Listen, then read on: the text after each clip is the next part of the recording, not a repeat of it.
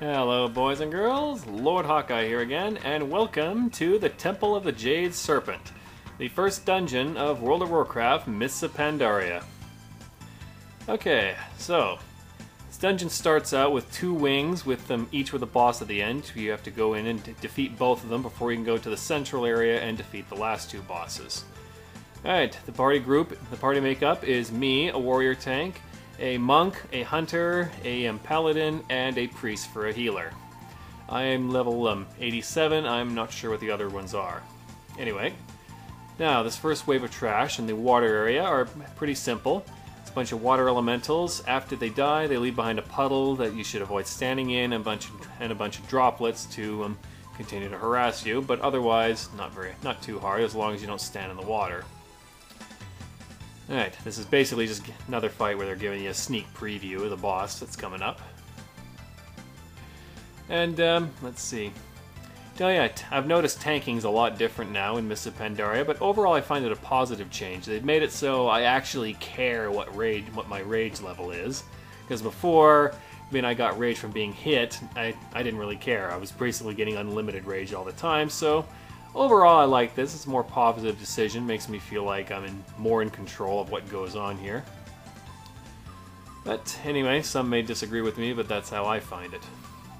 And as always, the usual disclaimer, beta is beta, so take everything you say here with a grain of salt. What you see here is not necessarily the finished product. Always remember that. Okay, you can see the boss in that next room up ahead, so it's just 3 trash packs and off you go. Alright, here they come. Got a few more droplets to deal with. Boss has seen us, calls out, does this whole thing. Now, this first boss is alright, but I firstly find him a bit of a snorer. Really could use a little more variety, and they could quicken the pace of the fight a little bit. It's a little slow. Now, the first thing about this fight is there's water all around him. You have to avoid standing in it because it will deal $4,000 damage per tick when you stand in it, which is not good. Also, there is a heroic achievement if you go through this whole fight without ever touching the water, so there's something for you to strive to. Okay, the boss will cause the water to erupt at various points, which I'm assuming makes you do more damage. Which I'm assuming does more damage than just standing in it when it's calm. I'm only assuming that because I never stood in the water when he was doing that. Now, from each of these fountains, one by one, he will summon water elementals who are just like the ones you fought earlier. They attack you, they die, they become a puddle, they release droplets. Same deal each time. Which is why I find this fight a little tedious, because you're basically just repeating the same thing 4 times with no real variation. Would be a lot more interesting if they spiced it up each time or something like that, you know? The whole rising action thing. You'll also notice the boss himself is surrounded by a shield. You cannot attack him at this point, so don't bother trying that. Yeah, as you can see here, we got the second one, and already this is starting to get tedious. It's just the same thing each time, but oh well, it's beta, so I can't say this is the final product. I hope they will spice this up a bit. At the very least, I hope they spice it up for heroic, because I really can't see tuning this up any further alone than helping for heroic. Okay, try and jump over that, fail at it. Okay, another water elemental. Once all 4 water elementals are dead, then we go into phase 2 where things get a little bit more interesting.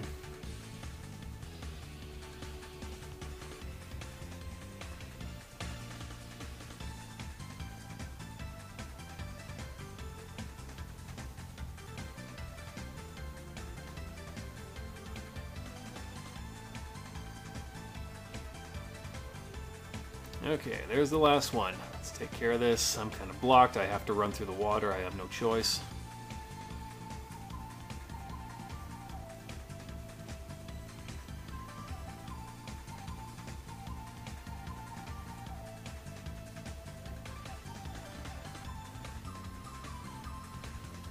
Okay, almost got him down. Alright, now here comes phase 2. His shield will go down. Now, he will fire a blast of water and slowly rotate. Anyone who's been through Serpent Shrine Cavern will remember this one, just like the lurker below. Except this time you don't have a complete circle. You have to jump over the gaps as you go around to avoid taking further damage. I can see casters having an easier time with this because they can run on the outside circle and thus make it easier on themselves. Melee kind of sucks. Kind of sucks here. You got to stay in the middle circle and it's really hard to stay out of the water on it. But it's not the worst thing in the world if you touch the water for a brief second, as long as you're not standing in it too long. And that's really all he does. He doesn't do anything else, which is a bit disappointing. Like I said, this fight right now feels a little too slow paced and a lot of it drags on a little too much. So either shorten the fight or add some extra features to it, and I think it can do just fine. That's my 2 cents on the matter. Alright, he's almost down. And yes, as a tank I get to use Execute. Oh, that's something I'm loving.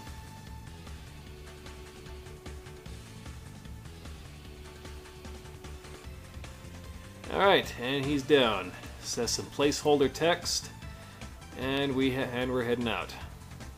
Okay, the door up there still has a barrier on it because you can't go that way yet. That leads to the 3rd boss.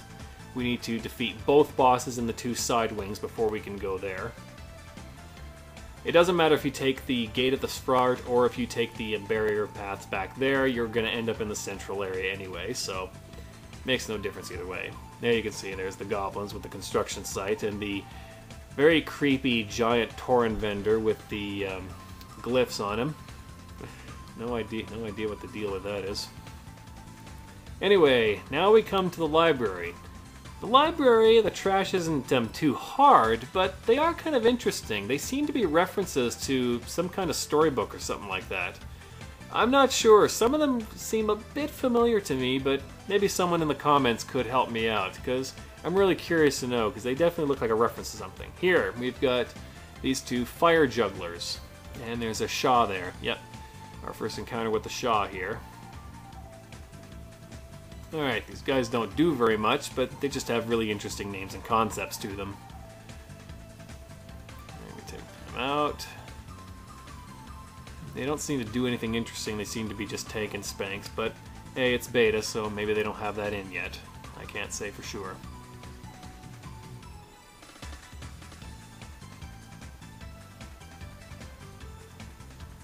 And down they go.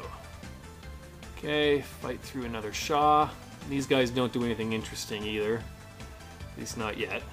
But I gotta say, I absolutely love the model for the Shah. They really look creepy. They really look the kind of bad vibe sort of look to them. Definitely, they kind of remind me of the Empties from Final Fantasy XI. Not that I like remembering that game. Anyways. Okay, here we have the Golden Fish, or something like that I believe it's called. And that sounds a bit more familiar. Wasn't there a story about one who grants wishes or something like that? I have a vague memory of that.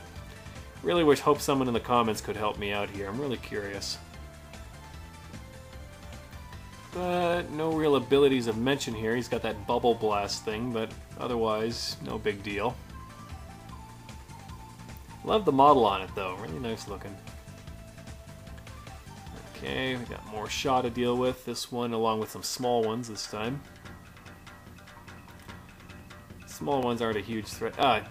And here we've got the Bird Queen, something like that. The Songbird Queen. Yeah, I think this sounds like a story of some kind, but hell if I know what it is.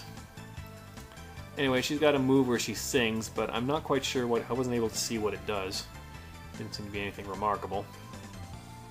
And we got one more after this. It's a group of 3. It's a Gold Beetle, the Weeping Monkey, and something Tiger. I can't remember what it was. And nothing too interesting from these guys either. But that's it. And down there you can see the librarian calling for help. Apparently the Shah I've got a scroll possessed, and he needs your help to come in and deal with it before they wreck all the books, and that would be bad. And apparently the Shah aren't too big on reading. Anyway. Okay, this fight, there's 2 different possible fights you could get here. It's randomly chosen. I've only seen this one thus far. I've done this 3 times and I got this fight all 3 times. These 2 monsters are called Anger and Strife, I believe. Now, how they work is interesting. When you attack them, they gain a stacking buff every few seconds that increases their damage by 10%. So in other words, the more you attack them, the more angry, the more strife, and all that sort of thing. All they do is spam this ability called Anger and Strife, which hurts quite a lot, and it hurts even more the more stacks they get. But if you stop attacking them, they will lose their stacks and they'll start getting a debuff that decreases their damage as they get smaller and smaller. So how this fight works is, focus fire on one of them, attack him until he's got maybe 5 stacks or so, depending on your party composition, maybe more, maybe less, and then have everyone stop. Wait until the buff falls off, and then repeat. If their damage goes up too high, this fight can turn deadly very fast. But it's otherwise very simple. It's a simple but very finicky fight. And overzealous DPS are going to cause you major headaches in this fight, so do be careful about that. Okay, we're getting this guy down. Yeah, I neglected to explain to my party that it's better to focus fire one of them, so if you fight these guys, don't attack both at once if you can avoid it. That can cause you some headaches. Okay, we're getting him down. Yeah, I should have gotten threat on both of them. That was kind of a screw up on my part. But anyway, live and learn. Yeah, because if you ignore the other one completely, his damage will go down so much he'll do absolutely insignificant damage, and then you can focus entirely on that one. They might change that because it seems a bit exploitable, but oh well. Anyway, I absolutely love these monster models. It reminds me of monsters you see in Asian mythology. Okay, that one's down. Now let's just get the other one. Oh yes, and another thing of note, if their stacks reach 10, they will gain Supreme Power! Or something like that. And they become invincible for a few seconds. So you'll see that happen here. The hunter thinks she can push it when he's almost dead, and then learns the hard way that no, it doesn't work that way. He'll become invincible. Thankfully, we survive it. I was getting really worried here, but we make it. So you can see it happen. As you can see, he gets bigger and bigger, and yeah, he's almost dead. Hunter figures, oh, I can push it. It's not that big a deal, and yeah, not such a great idea. Here he comes. He's hitting me for quite a bit. And there you go. Now he's supremely powerful. Now he's invincible. So I hit the cooldowns and hope I can survive this. That hurts a lot. That hurts a lot if they get to this. So really try to avoid that. DPS, please do not have tunnel vision in this fight. You're going to cause people a lot of headaches. But anyway, down they go. There's no loot for this boss at the moment. I'm not sure how the loot even drops, but well, there you go. That's Anger and Strife. Yeah, the description he gives at the beginning of the fight is a little misleading. It seems to suggest that you need to damage them in balance, but that's actually wrong. You don't want to DPS them both at once, because then you have to deal with both their damage at once. So there you go. Maybe the fight's not tuned correctly yet, but right now it's better to focus on one until he's dead. But anyway, now we can go through these back halls. There's nothing really here. They just lead to the central area, where we fight some more trash, and then the third boss, as you'll see. Now check out the view. Gotta love the architecture here. Real nice. What's not so nice is all the dead monks here. Truly sad. Okay, here we got the Shah in full invasion here. These packs don't do a whole lot. There's one big one and a couple small ones, and there's some friendly NPCs helping you out a little bit. But remember, as soon as all these packs are dead, the boss will immediately appear in the middle, so make sure you vacate the middle of the room so that you don't get any surprises. Alright, and off we go.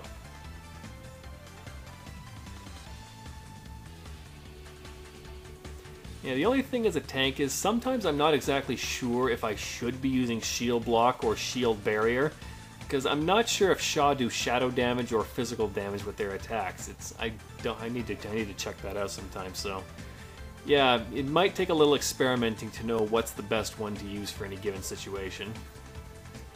So all you warrior tanks out there, get ready to do some homework. You're going to have to relearn a couple things, and probably all the other classes out there will too, but hey, that's the fun of it. It's no fun doing the same thing all the time. It's always nice to mix things up a bit. Okay, well, here's this other model of the Shah. It's kind of a humanoid form. If you look carefully, they've got an empty chest. They got an empty chest with a rib cage sticking out. Real creepy. But yeah, I really love these models. Really gives you that manifestation of negative emotion sort of vibe to them. Okay, he's down. Monks run for their lives. Oh well, can't say I blame them. Alright, one last pack, and then the boss comes.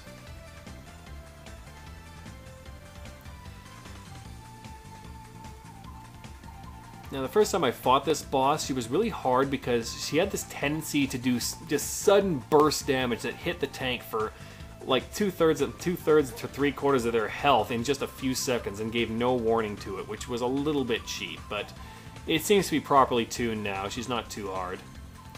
Probably in heroic she'll be harder. Okay, it's basically the leader of the monastery possessed by the Shah, so let's help her out. Okay, she'll do this combo of punches and kicks where she ends with a ground slam that sends waves of fire outwards. So this whole fight's all about avoiding the fire and being ready for sudden burst damage on the tank. Okay, there's the waves of fire. Anyone who's fought Ragnaros in the Firelands should know that one. But now, next phase comes in. Now she steps things up a bit. She uses Jade Fire and does more damage, and there's more patches of fire on the ground to avoid. Should see this coming up at some point here. Okay, now she knocks you back, so you gotta act even quicker to avoid that. And they leave behind fire on the ground this time, which makes this even harder.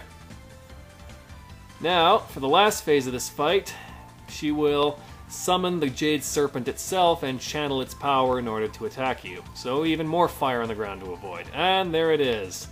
Now that looks awesome. I love that sort of stuff. Okay. Avoid the fire on the ground. He does more Jade Fire waves. But otherwise, this fight's not too hard at this point as long as you're in decent shape. But don't relax yet, for there's one last fight after this one. Okay, and he's down. She's finished. We get our loot. And there's one last fight, the Shah of Doubt, a big Shah. Okay, I'm skipping past some parts where I had some crashing and some lagging issues, but after much trying, I finally got some decent footage of this fight. I swear, for the longest time, I thought this boss had become sentient and did not want to be recorded. Anyways, he's got two main moves to worry about. He will put a really nasty dot on people. This must be cleansed right away. It's a magic effect. It will kill people very fast if you don't cleanse it, because it will also hurt people around you. The other move he does is pretty cool. Watch this. Okay. It's called, I can't remember what it's called, but anyways, he will summon clones of everybody who will by default be aggroed on that person. Everyone needs to gather together, and they need to kill them very fast. If you let any of them live too long, they will explode and they will heal the boss, which is very bad. Okay, get them down, get them down.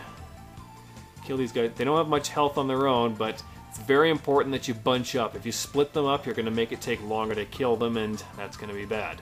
Alright, back on the boss again. He will do this move one more time at about 1/3 health, as you'll see. And other than that, as long as you cleanse that debuff and kill the clones quickly, this guy shouldn't be a problem for you. Okay. Still a little bit laggy in this video, but believe me, it's the best I could do. I was getting some horrid problems before. It was crashing, it was dying on the boss, lots of stuff. But okay, here he goes again. Distorts reality, summons the clones, and let us conquer our doubts once again. Okay. Take them out, burn them down quickly. Okay, he puts up the shield. And one more left, down it goes. Okay. If you're still in good shape here, you got this guy in the bag. Alright, just beat him down and finish the job.